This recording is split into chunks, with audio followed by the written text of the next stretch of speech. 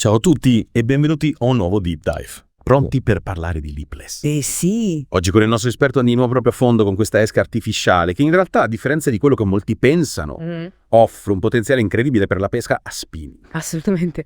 I lipless sono spesso sottovalutati, Giusto. ma offrono una versatilità incredibile e si adattano a tantissime situazioni e vi assicuro che possono fare la differenza nelle vostre catture. La nostra fonte per questa analisi è un video molto dettagliato del canale YouTube Planet Spin Fishing. Cercheremo di capire, insomma, cosa sono i lipless, come funzionano Sì. e soprattutto come possiamo usarli al meglio per aumentare le nostre catture. Esatto, l'obiettivo è darvi gli strumenti per padroneggiare questa esca Certo. e usarla in modo strategico a vostro vantaggio. Perfetto. Allora, iniziamo dalle basi. Sì. Cosa rende un'esca lipless? Beh, il nome stesso ci suggerisce qualcosa. Hai ragione, lipless significa letteralmente senza labbro, a differenza dei classici minnow. I lipless non hanno quella paletta frontale, no? Che influenza il movimento in acqua. Quindi immagino che abbiano un profilo più pulito. Sì, più filante. Filante, ok. Ma in termini pratici, questo cosa significa per il loro movimento in acqua? Significa che il loro movimento è determinato principalmente dal bilanciamento interno e dalla forma del corpo. Ok, Questo ci dà un controllo maggiore rispetto a un minnow con la paletta. interessante. Quindi come si presenta un tipico lipless? Generalmente ha una forma fussolata che ricorda un piccolo pesce foraggio, diciamo, con l'occhiello, per il collegamento al filo nella parte anteriore e 2 o più ancorette nella parte inferiore.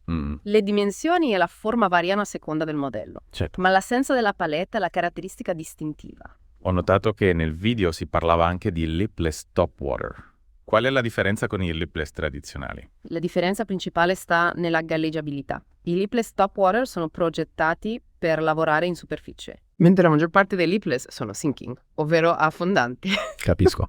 E quali sono i punti di forza che rendono i lipless così speciali? Uno degli aspetti più affascinanti è il sistema di bilanciamento interno. Ok. Esistono 2 tipi, fisso e mobile. Nel caso del bilanciamento fisso, i pesi all'interno dell'esca sono posizionati in modo permanente. E nel caso del bilanciamento mobile, che differenza fa? Con il bilanciamento mobile, i pesi, spesso delle sferette, si spostano all'interno dell'esca. Durante il lancio si muovono verso la coda, aumentando la gittata, no? Una volta in acqua, tornano verso il centro, garantendo un movimento più naturale e oscillante. Quindi il bilanciamento mobile non solo aumenta la gittata, ma rende anche l'esca più realistica in acqua. Esattamente. E questo ci porta a uno dei principali vantaggi dei lipless, la loro eccezionale lanciabilità. La forma aerodinamica e l'assenza della paletta che crea resistenza permettono di raggiungere distanze notevoli, spesso superiori a quelle dei minnow tradizionali. Quindi, per chi ama pescare a distanza, il lipless è un'arma in più.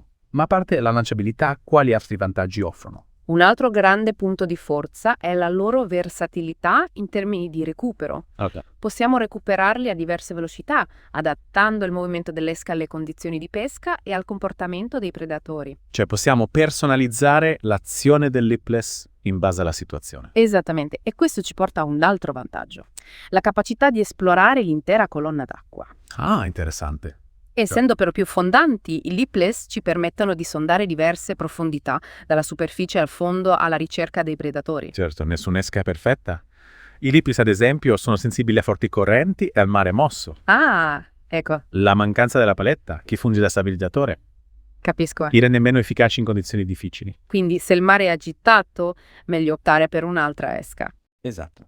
In acque turbolente, un'esca con la paletta offre una tenuta migliore e un'azione più stabile. Parliamo ora delle tecniche di recupero. Nel video se ne parlavano diverse. Sì, il video di Planet Spin Fishing illustrava 5 tecniche principali: il recupero lineare, il twitching, lo skipping, il rolling fall e il recupero a dente di sega. Ok, iniziamo con il recupero lineare. Cosa succede a lipless con questa tecnica? Con il recupero lineare, l'lipless esegue un movimento oscillante detto wobbling.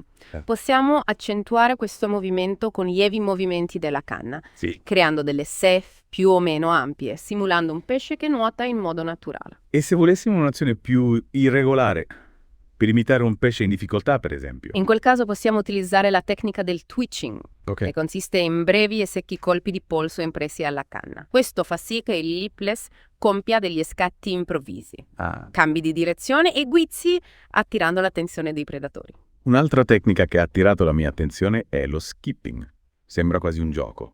Lo skipping è una tecnica divertente e spesso efficace. che consiste nel far saltellare il lipless sulla superficie dell'acqua, Sì, imitando un piccolo pesce in fuga. È particolarmente indicata per i predatori veloci che cacciano in superficie. Immagino che crea un'azione molto realistica. E per quanto riguarda il rolling fall, Il rolling fall, chiamato anche slow fall, sfrutta la caduta dell'esca. Grazie al suo bilanciamento, il lipless scende ruotando su se stesso, simulando un pesce morente o ferito. La forma dell'esca influenza l'intensità della rotazione. quindi anche la fase di discesa può essere sfruttata per attirare i predatori. E per finire parliamo del recupero a dente di sega, un nome curioso. Il recupero a dente di sega consiste nell'alternare brevi recuperi a pose, intanto le quali lasciamo affondare il lipless. In questo modo l'esca si muove a zigzag, esplorando diverse profondità e rimanendo più a lungo nella zona di strike. Sembra una tecnica molto strategica. Ma in quali situazioni è consigliabile usare il lipless? Ci sono degli spot specifici? I lipless sono versatili in termini di ambienti di pesca, possono essere utilizzati con successo in porti, scogliere, spiagge e foci di fiumi. L'importante è tenere presente che, come dicevamo prima, non amano le acque troppo mosse. Per ottenere il massimo da queste esche è preferibile utilizzarle in condizioni di mare calmo o leggermente mosso. Capisco. E quali situazioni specifiche i lipless si rivelano particolarmente vantaggiosi? Ad esempio, quando si pesca a distanza, come abbiamo detto, i lipless si lanciano molto bene, permettendoci di raggiungere zone che con altri tipi di esca sarebbero inaccessibili. Giusto, sì. Ad esempio, classici minnow. Quindi per esplorare zone lontane il lipless è un'ottima scelta. Esatto. Inoltre i lipless sono ideali per sondare diverse profondità. La loro capacità di affondare rapidamente ci permette di esplorare l'intera colonna d'acqua e di individuare i predatori attivi a diverse altezze. E questo ci fa risparmiare tempo ed energie. Altre situazioni in cui i lipless si dimostrano vincenti. Un altro vantaggio è il loro approccio silent, ovvero silenzioso. A differenza di altre esche che producono vibrazioni o rumori, i lipless sono generalmente silenziosi, che può essere un grande vantaggio quando si pescano predatori sospettosi o in acque molto pressate. Un asso nella manica per i pesci più diffidenti. Ma come si fa a scegliere il lipless giusto tra tutte queste opzioni? Ci sono delle caratteristiche a cui prestare attenzione. Certo, oltre al tipo di lipless, sinking o top water, dobbiamo considerare la dimensione, il peso e il colore e il tipo di bilanciamento interno. Wow, quante cose da considerare. Ma non preoccuparti, approfondiremo questi aspetti nella seconda parte del nostro deep dive. Esatto. Prima di concludere questa prima parte, vorrei però tornare un attimo sulle tecniche di recupero. Come dicevamo prima, con il lipless abbiamo a disposizione diverse tecniche di recupero che li rendono estremamente versatili. E a proposito di versatilità, mi ha incuriosito molto il recupero a dente di sega. Puoi spiegarci meglio come si esegue? Perché è così efficace? Non è che, come si dice, tutto fumo e niente arrosto? Assolutamente no. Immagine di lanciare il vostro lipless e di lasciarlo affondare fino alla profondità desiderata. A questo punto è iniziato un recupero lento e costante intervallato da brevi pause durante le quali l'esca torna a scendere. Quindi un movimento su e giù, proprio come i denti di una sega. Ma cosa rende questa tecnica così speciale? Il recupero a dente di sega imita alla perfezione un pesce in difficoltà, che cerca di riprendere quota, un movimento irresistibile per i predatori. Inoltre ci permette di sondare diverse profondità con un unico lancio, massimizzando le nostre chance di incontrare i predatori. Fantastico. È come se tacciare l'acqua. Sì. Ma in quali situazioni è particolarmente indicata questa tecnica? È ideale quando non si conosce le profondità a cui si trovano i predatori. Ci permette di esplorare diverse fasce d'acqua dal fondo alla superficie e di individuare la zona in cui sono più attivi. Quindi una tecnica perfetta per la pesca di ricerca. E per quanto riguarda la velocità di recupero e la durata delle pause, ci sono dei consigli generali? La velocità e la durata delle pause dipendono da vari fattori. L'attività dei pesci, sia profondità dell'acqua, le condizioni meteo. In generale, con predatori attivi optiamo per un recupero più veloce e pose più brevi. Se i pesci sono inattivi, un recupero lento e pose più lunghe possono essere più efficaci. Insomma, come sempre nella pesca, serve adattamento e osservazione. E per quanto riguarda lo skipping, qualche consiglio per padroneggiare questa tecnica che sembra così divertente? Lo skipping richiede un po' di pratica, ma una volta imparata la tecnica può dare grandi soddisfazioni. L'importante è utilizzare una canna da spinning con un'azione di punta veloce e un filo trecciato sottile che taglia meglio l'aria e facilita il lancio. E per quanto riguarda il movimento della canna, come si fa a far ballare il lipless sull'acqua? Dopo il lancio tenete la canna alta e imprimete dei rapidi colpi di polso verso il basso, come se voleste frustare la superficie dell'acqua. Il lipless, grazie alla sua forma, rimbalzerà creando un'azione irresistibile. Sembra quasi un gioco di prestigio. Passiamo al rolling fall, come possiamo sfruttare al meglio questa tecnica che sfrutta la caduta dell'esca? Il rolling fall è una tecnica molto efficace per i predatori che si trovano sul fondo o a mezz'acqua. Ok. Dopo il lancio, lasciate affondare il lipless liberamente senza recuperare il filo. Durante la discesa, ruoterà su se stesso, imitando un pesce ferito o morente, un boccone facile per i predatori. Interessante. Ma la forma del lipless influenza la rotazione. C'è differenza tra un lipless più tozzo e uno più affusolato? Certo. I lipless con un corpo più schiacciato lateralmente avranno una rotazione più accentuata, Ok. mentre quelli con un corpo più arrotondato avranno una rotazione più dolce. Quindi la scelta del modello può influenzare l'efficacia della tecnica. Passiamo al recupero lineare. Sembra la tecnica più semplice, ma immagino ci siano delle accortezze per renderla davvero efficace. Assolutamente. Anche con il recupero lineare possiamo variare la velocità e l'azione dell'esca. Possiamo recuperare lentamente, creando un'azione sinuosa più velocemente, imitando un pesce in fuga. Quindi anche la tecnica apparentemente più semplice può essere personalizzata. Ma parlando di personalizzazione, il video di Planet Spin Fishing sottolineava l'importanza di considerare la velocità di recupero in relazione all'attività dei predatori. Puoi approfondire questo aspetto? Certo, se i predatori sono attivi in caccia, un recupero veloce e aggressivo può essere la scelta migliore. Imitiamo un pesce in fuga, stimolando l'istinto predatorio. Se invece sono inattivi o apatici, un recupero lento e lineare può essere più efficace. In questo caso dobbiamo dare l'impressione di un pesce facile da catturare, stimolando la curiosità. Quindi ancora una volta dobbiamo adattarci al comportamento dei pesci. Ma a parte la velocità di recupero, c'è altro che possiamo fare per personalizzare l'azione del lipless. Certo, possiamo utilizzare la canna per imprimere all'esca dei movimenti particolari, come delle gercate o degli stop and go. Le gercate sono dei colpi secchi dati alla canna che fanno scattare il lipless in modo repentino. Gli stop and go invece consistono nell'alternare fasi di recupero a pause improvvise. Quindi con un po' di fantasia possiamo creare un'infinità di combinazioni. Ma oltre alla tecnica di recupero, la scelta del colore del lipless è importante. Ci sono delle indicazioni generali. La scelta del colore dipende da diversi fattori. La torbidità dell'acqua, Certo, la luminosità. il tipo di predatori. In acque torbide o con scarsa visibilità, i colori sgargianti, come il giallo fluo o l'arancione, sono più visibili. In acque limpide possiamo optare per colori più naturali, come il verde, il blu o l'argento, che imitano meglio i pesci foraggio. Quindi colori sgargianti per acque torbide e colori naturali per acque limpide.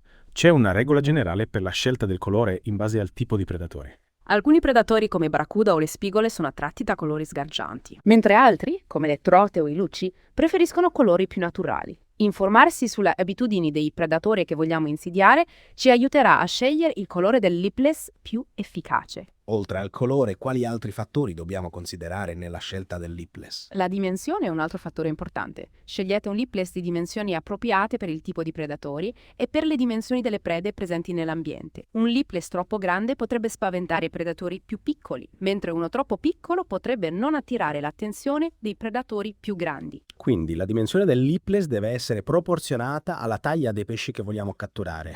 E per quanto riguarda il peso, come influisce sulla scelta? Il peso del lipless determina la sua capacità di affondare e la distanza a cui possiamo lanciarlo. Un lipless pesante affonderà più velocemente e potrà essere lanciato più lontano. Certo. Mentre un lipless leggero affonderà più lentamente e avrà una gittata minore. Quindi la scelta del peso dipende dalla profondità a cui vogliamo pescare e dalla distanza che dobbiamo coprire. Insomma, la scelta del lipless perfetto è un'arte. Ma con i tuoi consigli stiamo imparando a padroneggiare questa sega versatile. Sono contento di poter condividere la mia passione per i lipless. Con un po' di pratica anche voi potrete ottenere ottimi risultati. Prima di concludere questa seconda parte, vorrei tornare un attimo sul concetto di approccio silent dei lipless. Puoi spiegarci meglio perché questo aspetto è così importante in alcune situazioni di pesca? Perché a volte il silenzio è d'oro. Certo, come dicevamo prima, i lipless sono generalmente esche silenziose a differenza di altre esche che producono vibrazioni o rumori durante il recupero. Questo silenzio può essere un grande vantaggio quando si pescano predatori sospettosi o in acque molto pressate dove i pesci sono abituati a vedere e sentire molti artificiali. Quindi il silenzio del lipless ci aiuta a non spaventare i pesci più diffidenti, abituati a vedere tanti artificiali in acqua. Esattamente. In alcune situazioni un'esca rumorosa può mettere in allarme i predatori. Mentre un'esca silenziosa come il lipless può passare inosservata e stimolare la curiosità. Un vero e proprio asso nella manica.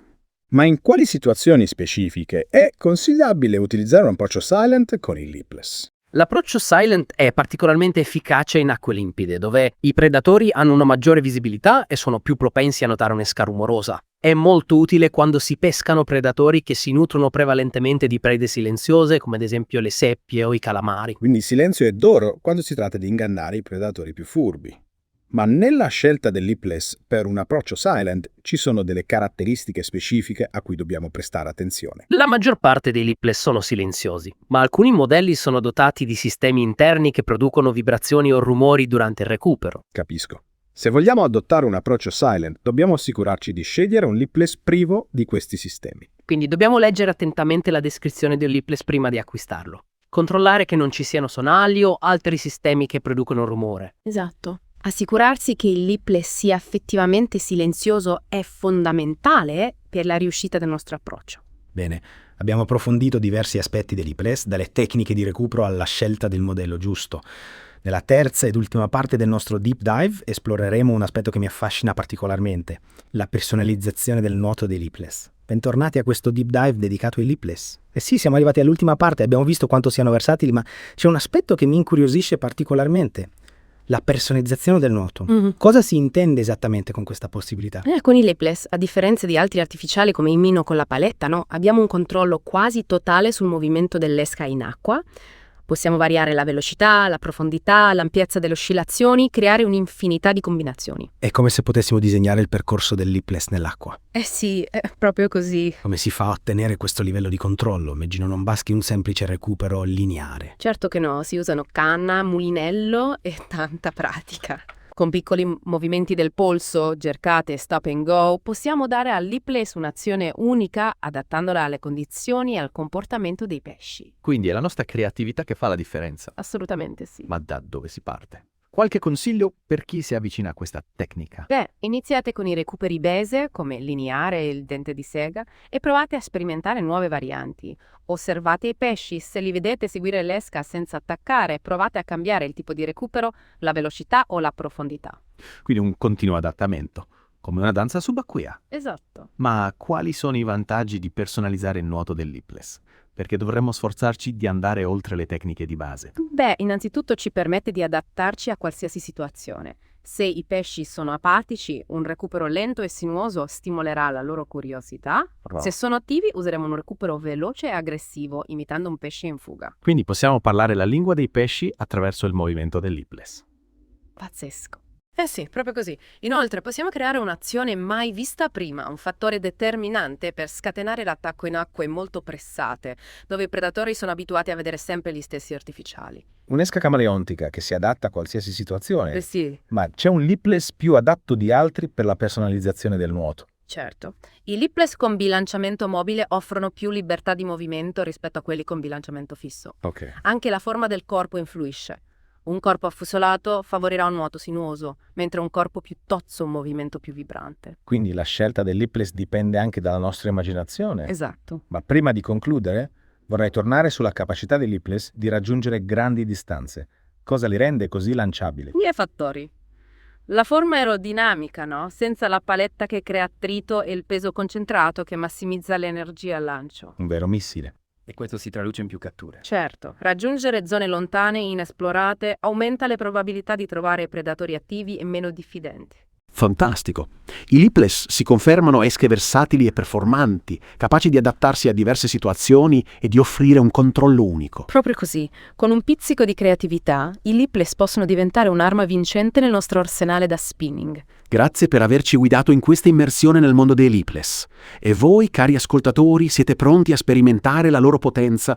Mettete in pratica i consigli del nostro esperto e scoprite il potenziale di queste esche straordinarie. Alla prossima, con un nuovo Deep Dive.